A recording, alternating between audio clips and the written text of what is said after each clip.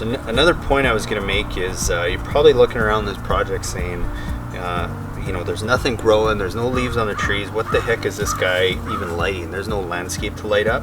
Well, it's because we're doing it. It's April right now. We just had minus 40 degree Celsius winter. I know some of you guys down in Florida can't even fathom how cold that is, but it's cold.